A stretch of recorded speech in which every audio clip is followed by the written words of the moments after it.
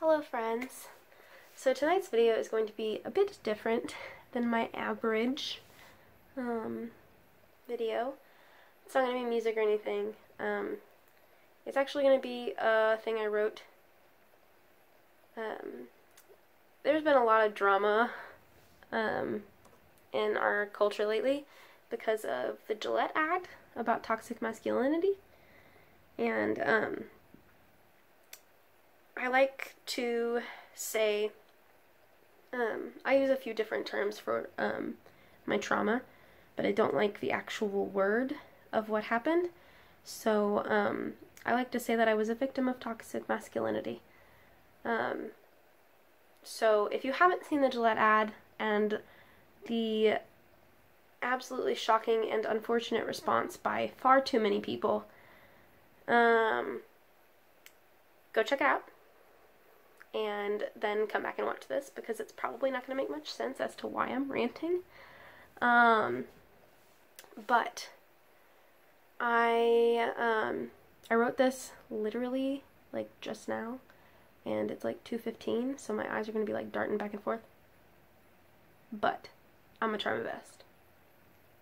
So, this is called The Kind of Man My Mother Warned Me About. I feared him in the way I do any man I meet. The innate fear of harm. The soul-churning call of, what if he hurts you? The way we're instructed to fear men that we meet online and in bars and anywhere, because who knows? With the way the world is these days. I feared him the way my mother instructed me to. Not because she doesn't trust him, but because she doesn't trust the world. She and I discussed the dangers of online dating before I tried it.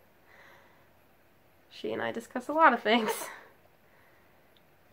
But I couldn't help but hear her voice telling me that he could run off with me and no one would be able to help. I couldn't help but think of what she'd feel if her youngest daughter fell prey to the kind of man she warned her about.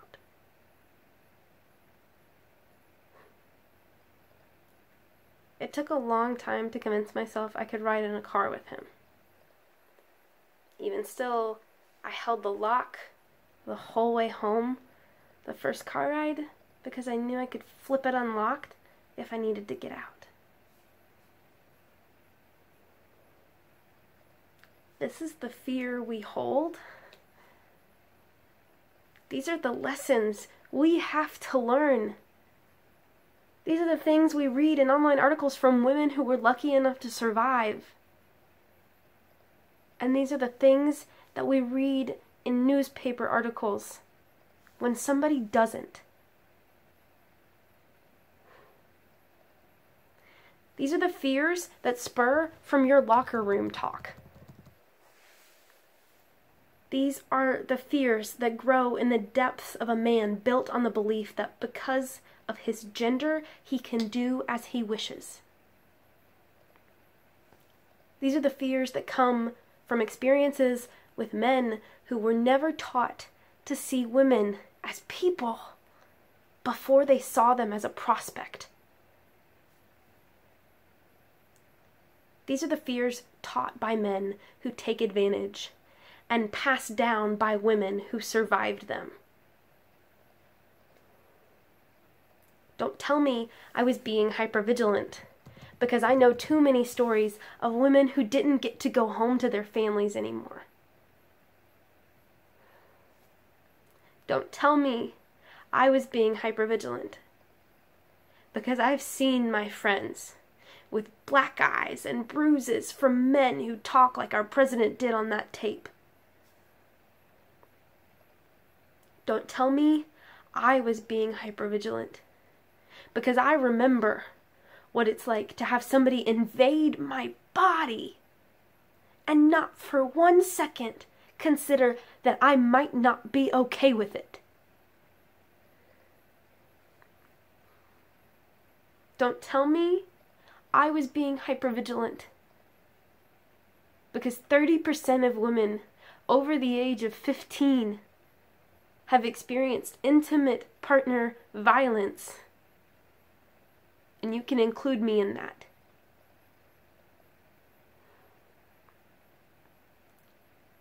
I couldn't get in the car with him.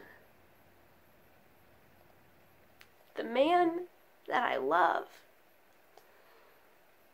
The man that I would risk anything for now. Because then, I wasn't sure. I needed time. And because he is the man that he is, he gave me that time. But don't tell me that your locker room talk does no harm. There are statistics, and there are support groups, and there are hotlines for the victims of your abuse. So if your skin is too thin to see your errors, and that your toxic masculinity is an issue, you're the kind of man that my mother warned me about. Thanks for watching. I'll talk to y'all next time.